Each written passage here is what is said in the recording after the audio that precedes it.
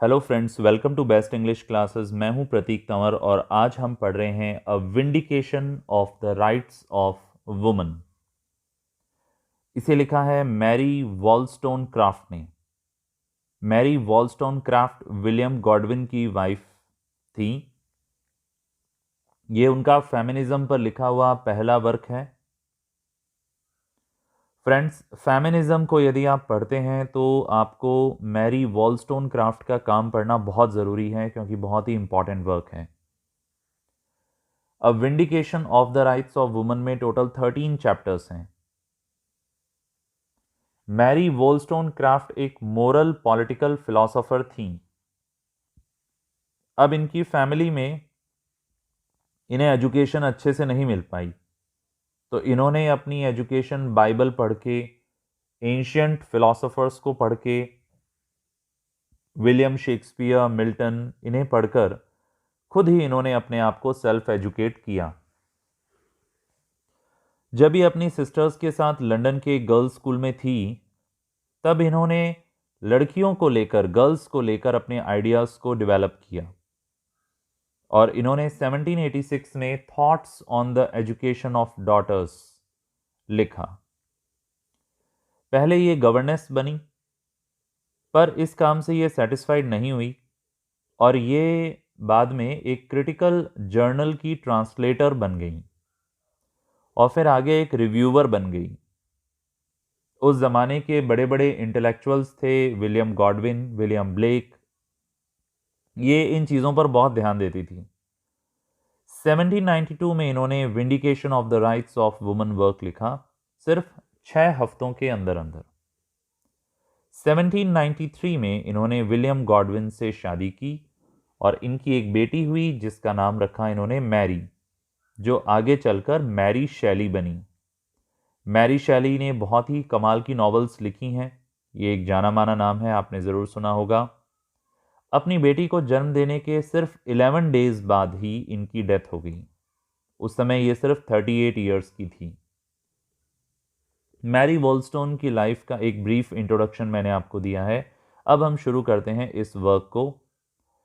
तो इस काम से पहले एक फ्रेंच पॉलिटिशियन थी, टेलियार्ड पैरीगॉर्ड, जिनका एक पैम्फलेट था नेशनल एजुकेशन पर, वो पब्लिश हुआ था और उस वर्क के पब्लिश होने के बारे में ही, उसके रिस्पॉन्स में ही मैरी वॉलस्टोनक्राफ्ट ने ये वर्क लिखा है। इसमें वो ये आर्गुमेंट देती हैं कि अगर हम औरतों की एजुकेशन के बारे में सोचें, यदि आप औरतों को एजुकेशन देकर आदमियों को उनका कंपेनियन नहीं बनने देंगे तो वो प्रोग्रेस नहीं करेंगी और वे औरतें एजुकेशन को ऐसे ही चलाती रहेंगी और एजुकेशन की दुनिया में हमें नेग्लेक्ट किया जाएगा। ये एक बहुत बड़ी मिजरी है औरतों के साथ। औरतों को बस इतना ही बताया जाता है कि उनकी लाइफ का प्राइमरी गोल रोमांस करना है। उन्हें इस बात के लिए एनकरेज ही नहीं किया जाता कि वो अपने वर्च्यूज़ को डेवलप करें, रीजंस को, अपनी तर्क शक्ति को, लॉजिक्स को डेवलप करें। अब रीजंस की बात यहाँ पर इसलिए कही गई है क्योंकि मैरी वॉलस्टोनक्राफ्ट जिस एज में थी, उस एज को एज ऑफ एनलाइटमेंटनेस कहा जाता था। उस एनलाइटनमेंट में रीजंस पर ज़्यादा फोकस किया जाता था। इसीलिए यहाँ पर भी वो रीजंस पर जोर दे रही हैं कि औरतों को अपनी ब्यूटी पर ज़्यादा फोकस नहीं करना चाहिए। अब ऐसा तो नहीं था कि उस ज़माने में औरतों को एजुकेशन नहीं दी जाती थी, एजुकेशन तो मिलती थी, पर सिर्फ अपर क्लास की औरतों को। यहाँ पर मैरी वॉलस्टोनक्राफ्ट ने मिडिल क्लास औरतों पर फोकस किया है और अपने आर्ग्यूमेंट्स को बेस बनाती हैं, वो रीजंस देती हैं। वो ये कहती हैं कि सबसे पहले तो मैं इस आइडिया को रिजेक्ट करती हूँ कि आदमी और औरत दोनों की ज़िंदगी के एम अलग अलग होने चाहिए। दोनों की अपनी ड्यूटीज़ अलग अलग हैं, अपने कर्तव्य अलग हैं, पर लाइफ के एम उनके एक ही होने चाहिए। पर ऐसा होता नहीं है। औरतों को शुरू से ही एजुकेशन नहीं मिलती, जिसके बाद सारी चीज़ें बिगड़ती हैं। उन्हें मौके ही नहीं मिलते, अपॉर्चुनिटीज़ ही नहीं मिलती कि वो अपने वर्च्यूज़ को, अपने गुणों को डेवलप कर सकें। ज़्यादातर महिलाओं को ये सिखाया जाता है कि तुम्हारा काम है आदमी को खुश रखना और तुम इसी के लिए खुद को प्रिपेयर करो। तो उनकी ज़िंदगी बहुत छोटी सी बन जाती है। उनकी ज़िंदगी का मकसद ही है सिर्फ रोमांस करना, शादी करना, आदमी को खुश रखना। और शादी भी बहुत कम एज में होती है जिसके लिए वो तैयार भी नहीं होती, और अगर फिर ऊपर से बच्चे हो जाएं तो वो उनकी केयर भी नहीं कर पाती, क्योंकि उसको शुरू से सिखाया गया है कि तुम्हारा सिर्फ काम है आदमी को खुश रखना। ये सब बातों की वजह से उसे अपॉर्चुनिटीज़ ही नहीं मिलती कि वो अपने नॉलेज को बढ़ाने के लिए स्ट्रगल करे। तो वो रीजंस को सीखने की बजाय इमोशंस और सेंसिबिलिटी को सीखती है, जिससे वो एक अच्छी वाइफ बने, अच्छी मदर बने। उनको एजुकेशन ना देने का एक और नुकसान है। मान लीजिए अगर वो कल को विडो हो गई, उनके हस्बैंड की डेथ हो गई या किसी आदमी ने उन्हें छोड़ दिया, तो इस सिचुएशन में उनके पास कोई तरीका नहीं है जिससे वो खुद को फाइनेंशियली सपोर्ट कर सकें। ये चीज़ दिखाती है कि वो कितनी डिपेंडेंट होती हैं आदमी पर। अब वो 18th सेंचुरी के कुछ राइटर्स के का जिक्र करती हैं और डिटेल में बताती हैं रोसियू के बारे में कि रोसियू के क्या विचार थे।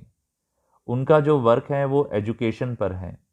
उन्होंने उस पर अपने विचार रखे हैं कि औरतों को सिर्फ उतनी ही एजुकेशन देनी चाहिए कि वो आदमी को सर्व करना सीख सकें, आदमी के लिए काम कर सकें। इस चीज़ को वो क्रिटिसाइज़ करती हैं और वो फॉन्डीस और ग्रेगरी जो राइटर्स हैं उनको भी क्रिटिसाइज़ करती हैं, उनके आइडियाज़ को भी डिसमिस करती हैं। और जॉन मिल्टन ने जिस तरीके से पैराडाइज लॉस्ट में ईव का करेक्टर डिज़ाइन किया गया है, तो ऐसे डिज़ाइन में ईव को एडम से छोटा दिखाना चाहा गया है। ऐसा बताया गया है कि रीजंस के ऊपर ईव का कोई नॉलेज नहीं है, उसको कोई जानकारी नहीं है। बचपन से ही ज़रूरत है दोनों ही जेंडर्स, मेल और फीमेल, कि उनके अंदर मॉडेस्टी रखी जाए, उन्हें मॉडेस्टी सिखाई जाए, बड़प्पन, चाहे वो लड़का हो या लड़की हो।